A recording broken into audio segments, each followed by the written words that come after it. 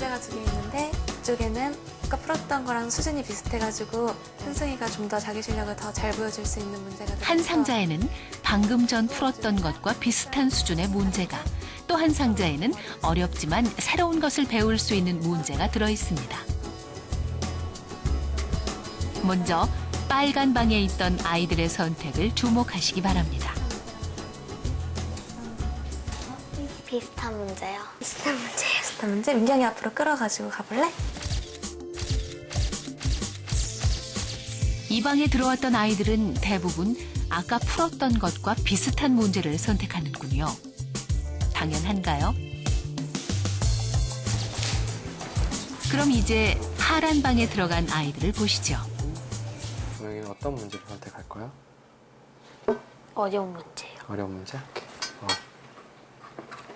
그냥 비슷한 문제 푸는 것보다는 어려운 문제를 풀어야 실력도 향상되고. 알 수 없었던 거를 배우는 거니까. 그냥 비슷한 문제 아까 풀어봤으니까 어려운 문제 한번 풀어보고 싶었어요.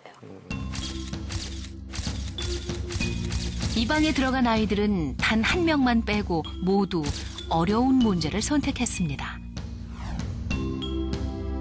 왜 이런 차이가 난 걸까요? 두 개의 방에서는 도대체 무슨 일이 있었던 것일까요? 그 해답은 바로 선생님 말에 있습니다. 어려운 문제를 선택한 아이들은 아까 문제를 푸는 동안 이런 말을 들었습니다. 어려운 문제는 끝까지 잘 노력하는구나. 차분하게 하더니 어려운 것도 다 맞았네. 중간중간 어려운 문제들도 있었는데 침착하게 빨리 잘 푸네. 하지만 비슷한 문제를 선택한 아이들은 이런 칭찬을 들었죠. 잘한다. 머리 좋네. 아까 그건 어려운 문제였는데 머리 좋은 편이구나. 정말 이상하죠? 똑똑하네. 문제 금방 똑똑하다고 이해해. 칭찬해 주었는데 왜 어려운 문제에 도전하지 않고 쉬운 문제를 선택한 걸까요? 준범이는 좀 비슷하지만 확실히 실력을 보여줄 수 있는 문제를 택하고 싶다. 머리가 좋다는 칭찬은 자기가 수행한 과제가 내가 머리가 얼마나 좋은지, 지능이 좋은지 나쁜지를 평가하는 과정으로 생각하게 만들기 때문입니다. 그리고 만약에 어렵고 새로운 과제를 해서 실패한다면 오히려 자기가 머리가 나쁘다라는 것을 증명하기 때문에 새롭고 어려운 과제는 오히려 큰 부담이 되는 거죠. 그래서 이 아이들은 새롭고 또 어려운 과제에 도전하려고 하지 않습니다. 더욱 놀라운 것은 그 다음입니다.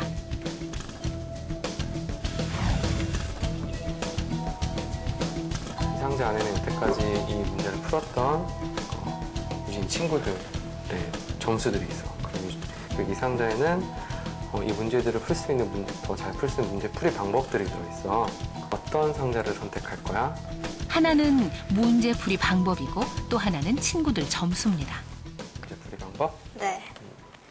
아까 틀렸던 문제들이랑 그런 거, 그 문제들 풀이 방법이 좀 궁금했어요.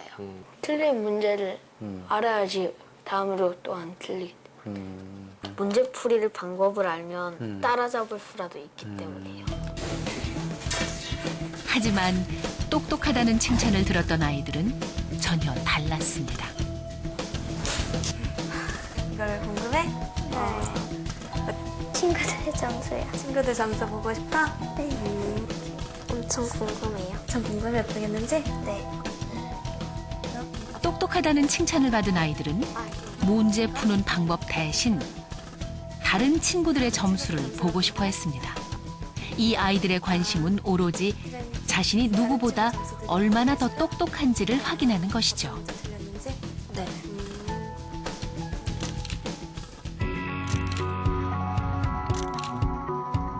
한때 신문과 텔레비전을 떠들썩하게 장식했던 과학 영재, 수학 영재, 언어 영재들. 세상에서 가장 똑똑하다던 그들은 왜 평범해지는 것일까요? 그들의 뛰어난 영재성은 전부 어디로 사라져버리는 걸까요?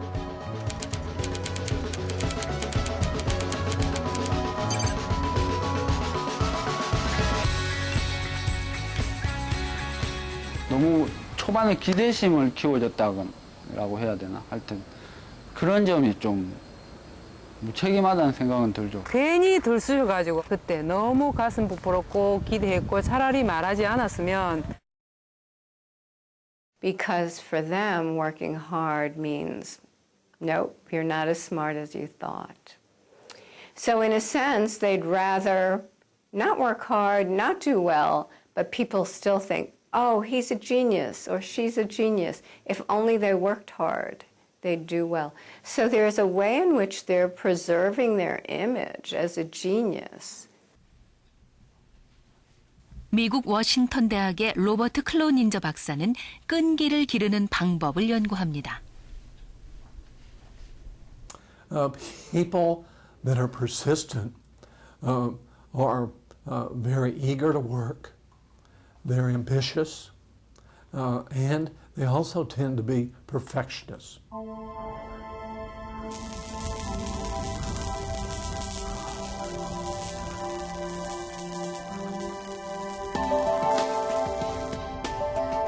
그렇다면 왜 어떤 사람은 끈기를 만드는 두뇌 회로가 활성화돼 있고 어떤 사람은 그렇지 않은 걸까요?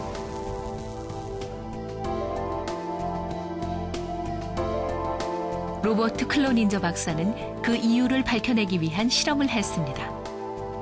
미로 속에 생쥐를 집어넣고 도착점에 도달해도 곧바로 먹이를 주지 않는 방식으로 끈기를 훈련시킨 것입니다. Because then they always expect to succeed or they quit. It would be much better to point out to them with calmness and with respect what they could do better in the future. Otherwise, you'll get children who always expect to receive praise no matter whether they do a good job or a poor job. 그렇습니다. 넘어져도 다시 일어나는 끈기. 그것은 실패를 인정하고 좌절을 배워야만 생겨나는 것이죠.